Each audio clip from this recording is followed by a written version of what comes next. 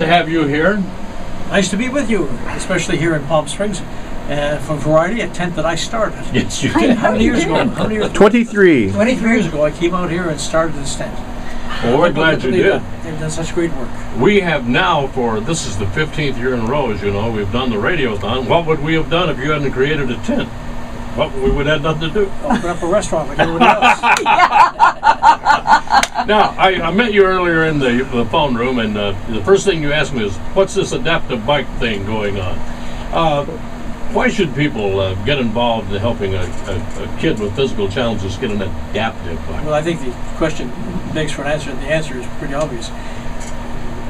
When I heard the story of how Doris Hammer's driving down the street and saw this kid hobbling behind the mother with the baby carriage, she stopped and said, "Here's my card, and Variety can try and help you." You know, that is so much an example of what goodness is all about. And you translate goodness, multiply it, it becomes variety. Yes. But the fact that Doris did this, and the fact that there was something available for that kid who could never ride a bike until we created this mobility bike. Right. And it gives a kid a chance to get on a bike like everybody else.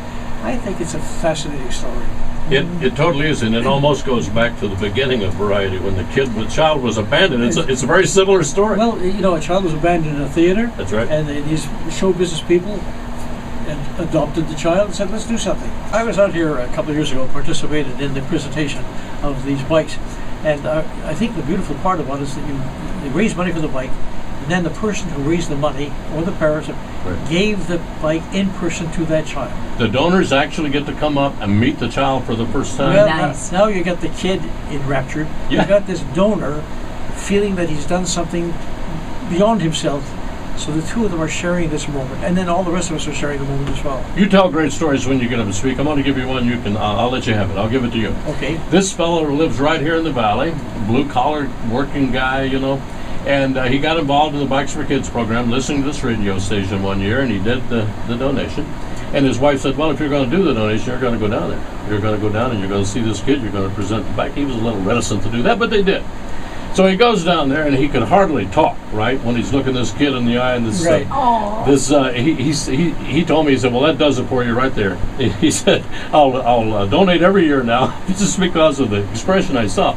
Next year, his wife says, what are we going to get each other for Christmas? She said, oh, we don't need to get anything for each other, you know. He said, you know what I want? She said, what? He said, you remember last year we presented the bike to that kid and the way his face looked? He said, that's what I want. I want how I felt in that moment when we presented that bike to that kid.